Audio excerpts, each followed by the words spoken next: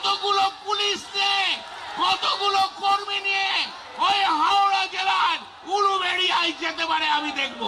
এটা কল্যাণের স্বভাব হয়ে দাঁড়িয়েছে, এত নিম্ন রুচির কথাবার্তা। একটা শিক্ষা দেওয়া উচিত, বড্ড বার বেড়ে গেছে। রাজনৈতিক কথা বলুন না রে মশাই। শুভেন্দু লড়াই লড়াই লড়াই চাই। আসলে কল্যাণদা এখন খুব ফ্রাস্ট্রেশনে ভুগছে, কেউ সঙ্গে নেই। হ্যাঁ, ভাইপোর উপরও চাতক্রোধ, আবার ওদিকে যেতেও পারছে না। এই সব মিলিয়ে একটা দোলাচলের মধ্যে আছে। এবং বলি না কখন কি বলে কল্যাণদা। তো তখন মমতা অভিষেক বলেছেন যে অভিষেক মানু সিংভি কপিল সিব্বালকে আপন। তখন কল্যাণ বলছে আমি কি বানের জলে ভেসে এসেছি, আমি কি কম হনু, আমাকে দেয়া হয় না, শুধু কপিল শুধু অভিষেক মানু সিংভি। কল্যাণে খুব গ্রাজ আছে, সত্যি কথা কখনো বলে না। কালীঘাটের ময়না সত্যি কথা কয় না। 25 লক্ষ টাকা করে ক্ষতিপূরণ দেওয়ার কথা বলা হয়েছিল যারা মারা গেছিলেন, আহতদের 5 লাখ টাকা। উনি দিয়েছিলেন 2 লাখ টাকা আর আহতদের 15,000 টাকা। নিজে সাক্ষ্য পর্যন্ত দেননি। মনীশ গুপ্তকে মন্ত্রী করেছিলেন উনি। সবকিছুটা শুনুন, খুব ভীষণ স্বার্থপরণী। অভিষেক জেলে যাবে, ও যা করেছে।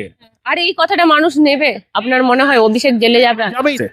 অভিষেককে আগলে না রাখলে, অভিষেক যদি বলে পিসে আমি যে ডাকাতি করেছি তুমি সব জানতে, তোমার প্রশ্রয় আমি ডাকাতি করেছি, তখন তো বলনি যে বাবু এত করিস না। নচি, সুবাদা, সুবোধ সরকার, হ্যাঁ, কুজাতো, আমি শ্রীজাতো বলি না, বলি কুজাতো। তাহলে এরা কি করে থাকবে?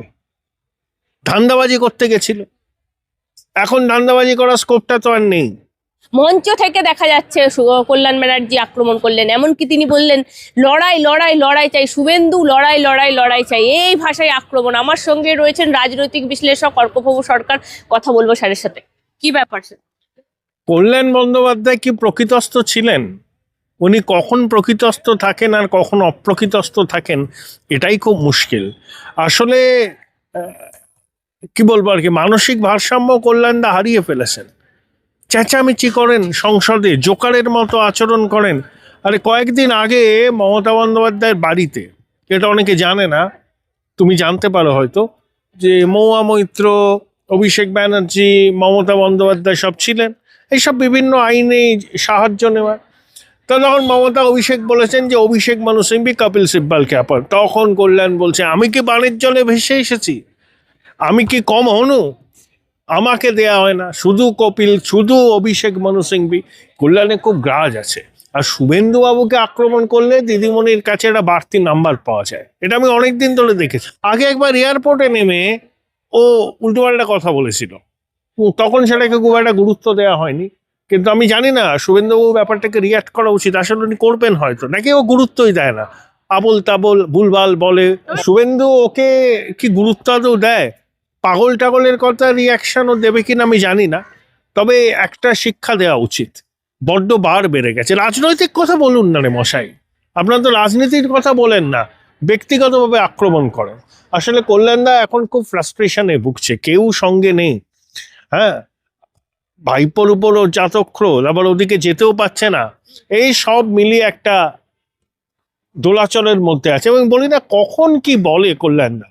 তো আজকের লোক নয়, 2009 থেকে এমপি, 2001 বিধায়ক হয়েছিলেন। একে ভেরি আনফর্চুনেট, বাংলার রাজনীতিকেরা কলুষিত করছে। নচিকেতাকে দেখা গেল না, একাধিক যারা থাকতো, সুভাদা, নচিকেতা, তাদের ওই চটি চাঁড়া গুলো, নচি, সুবাদা, সুবোধ সরকার, হ্যাঁ, কুজাতো, আমি শ্রীজাতো বলি না, বলি কুজাতো।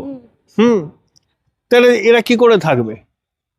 ধান্দাবাজি করতে গেছিল, এখন ধান্দাবাজি করার স্কোপটা তো আর নেই। হ্যাঁ, তাই এরাও নেই। এরা হচ্ছে সুখের পায়রা। ইটোকাটা কমিটির চেয়ারম্যান হব, বাংলা একাডেমির চেয়ারম্যান হব, কবিতা একাডেমির চেয়ারম্যান হব, থাকবে না তো, থাকবে না তো। যতদিন দিদিমণির কিছু করে দেওয়ার ক্ষমতা ছিল ততদিন এরা ঘুরঘুর করতো পাশে। এখন দিদিমণিরও কিছু করে দেওয়ার নেই, আর এরাও, বললাম না, সুখের পায়রা ঘরের মধ্যে ঢুকে গেছে। এই যে শ্রীজাতর কথা বললাম, ওকে তো আমি আজ থেকে চিনি না, আমি ওকে 2008 সালে একটা চ্যানেলে নিয়ে এসেছিলাম, তারপরে 2009 আমি একটা চ্যানেল করলাম, তখন ওকে সম্মান দিয়ে নিয়ে এসেছিলাম।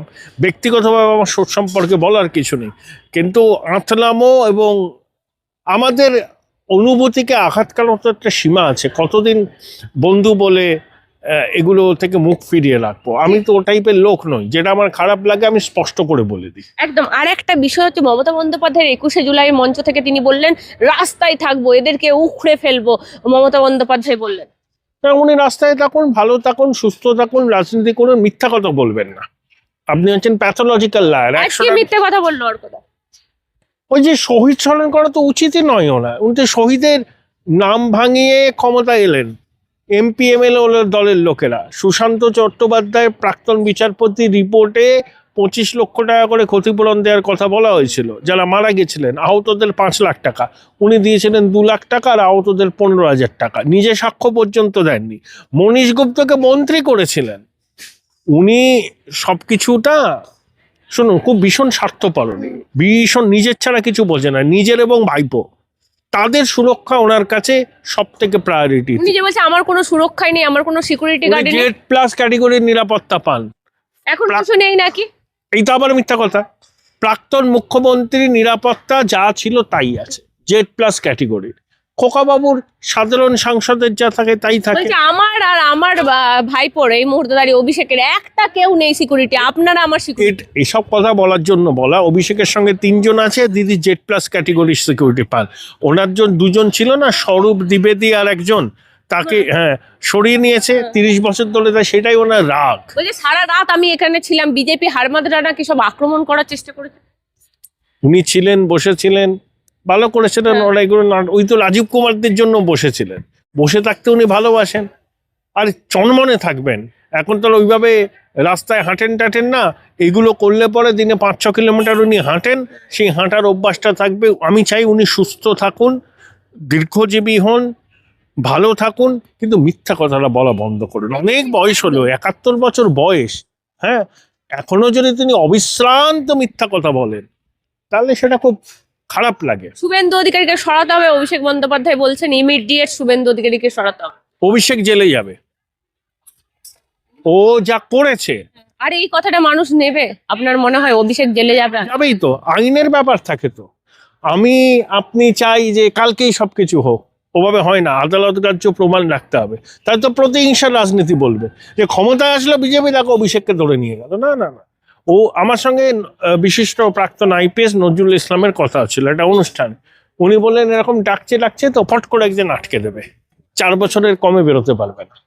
অভিষেককে জেলে যেতেই হবে। আর একটা বিষয়, মমতা বন্দ্যোপাধ্যায়রা বললেন কাল যেমন মোদি পালিয়েছে, সংসদ থেকে ঢুকতে পারেনি, এরাও পালাবে বিধানসভা ঘেরাও করলে।